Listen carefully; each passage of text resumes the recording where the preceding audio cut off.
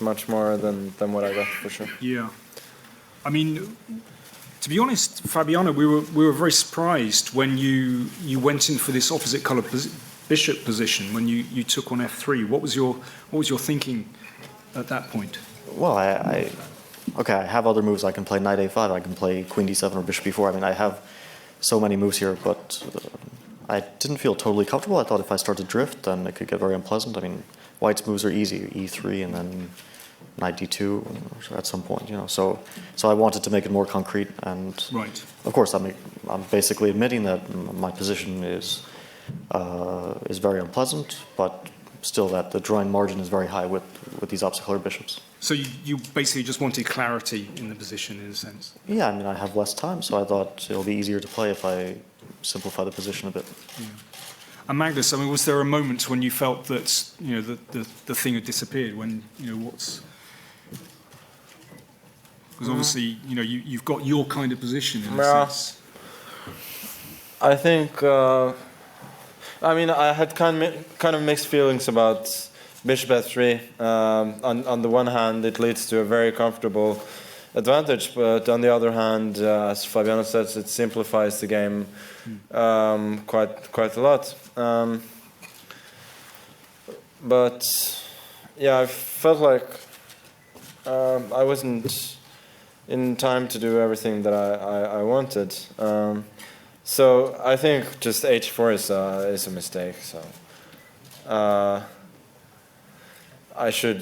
we should play something like king g2, bishop f3, and then g6, I suppose. Yeah, I would do the same g6 and king g7. G6, and I think king g2 is actually unnecessary, but anyway, bishop f3 is just something like this. And the point is always if, let's say after king g7, then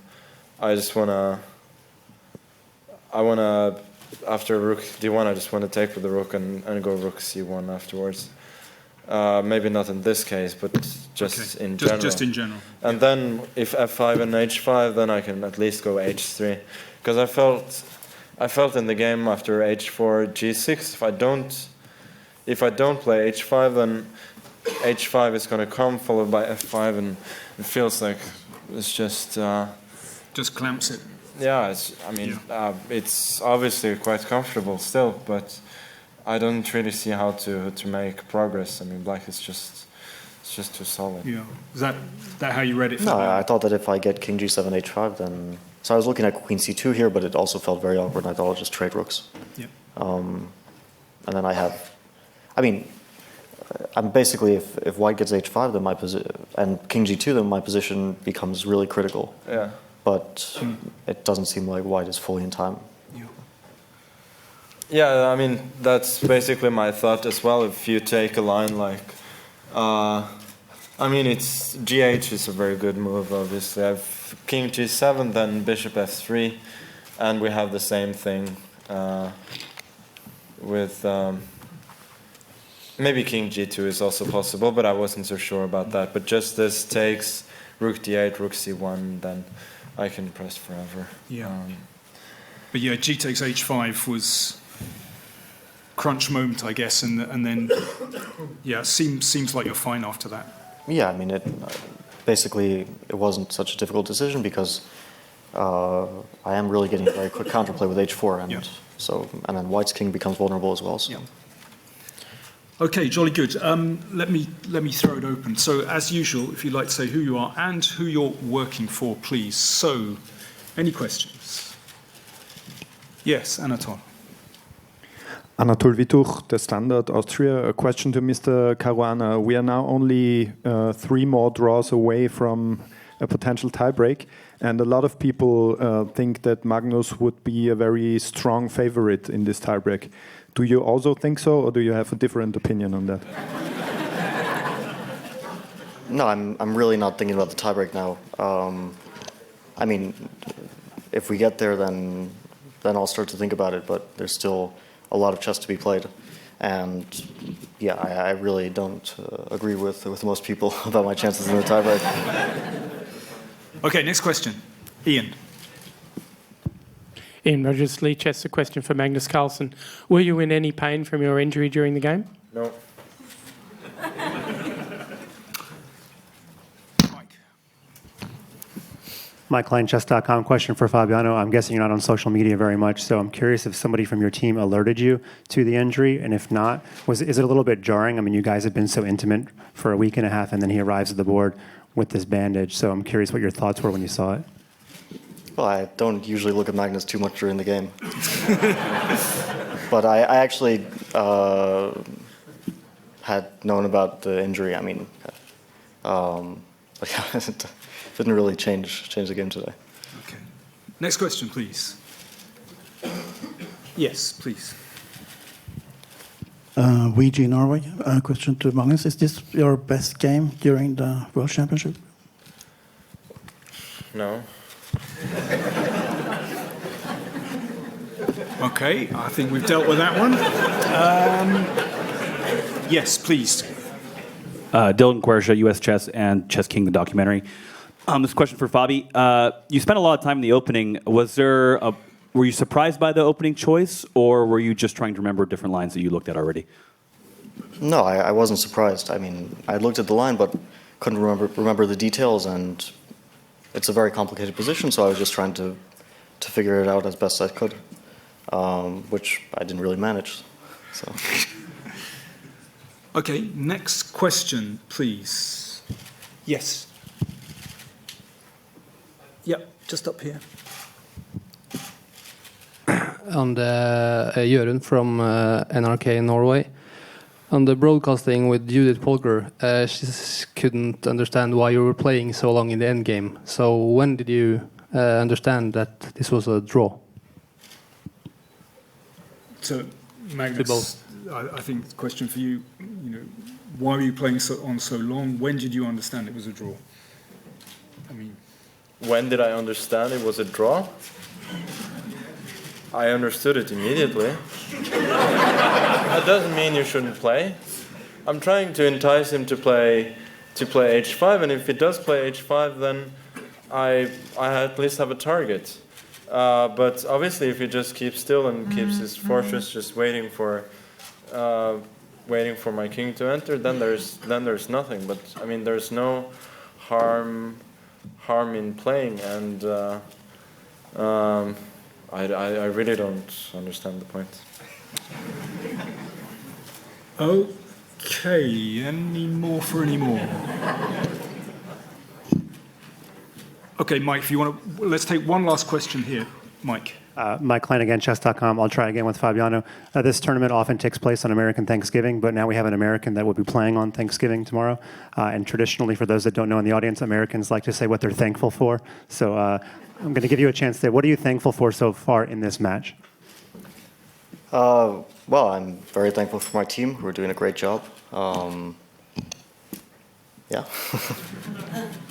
Okay, I think we'll draw things to a close. Thanks very much, and thanks to the players.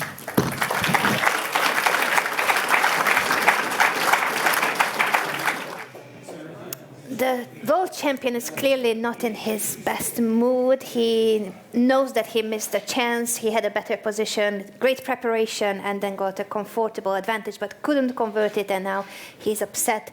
As he said it to the Norwegian television, he made a ridiculous move, and then there was no more advantage.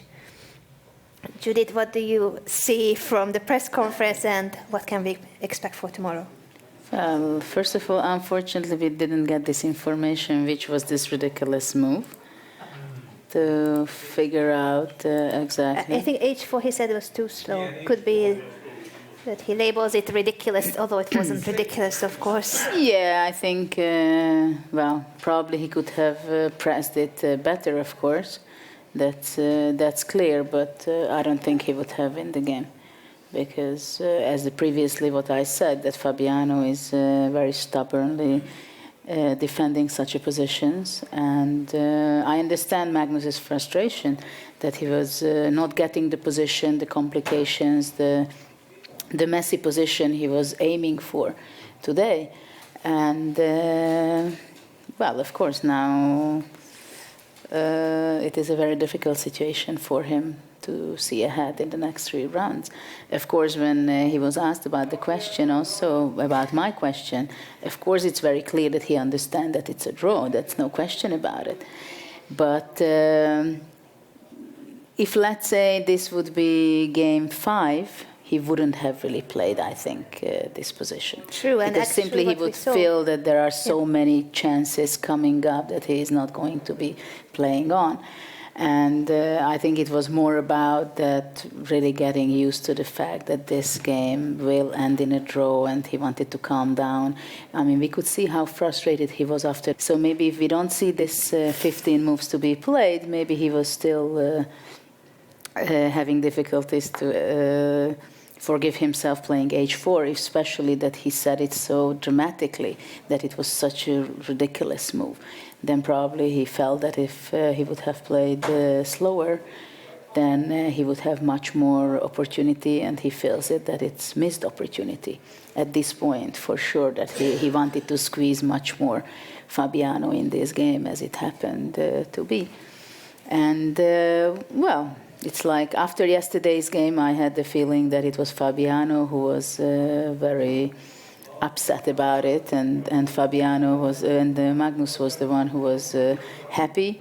And today is the other way around. But when you're getting closer to the end, it's very clear that none of them is thinking too much of a playoff, but still they feel that they're getting more tired, they make mistakes, they don't control the board necessarily the way they want to.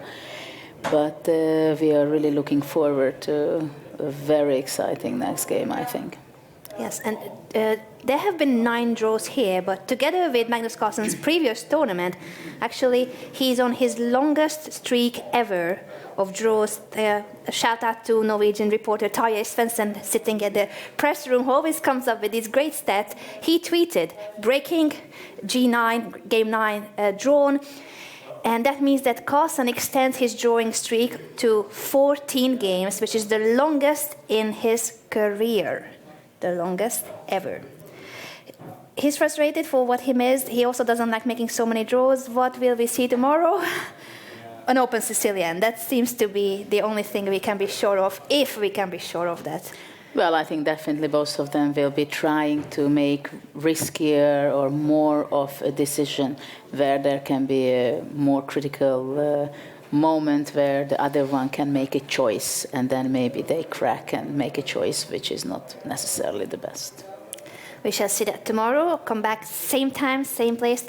A big thanks to our on-site audience and our online audience. And just a reminder once again that Judith is not afraid of selfies. See you all tomorrow. Bye.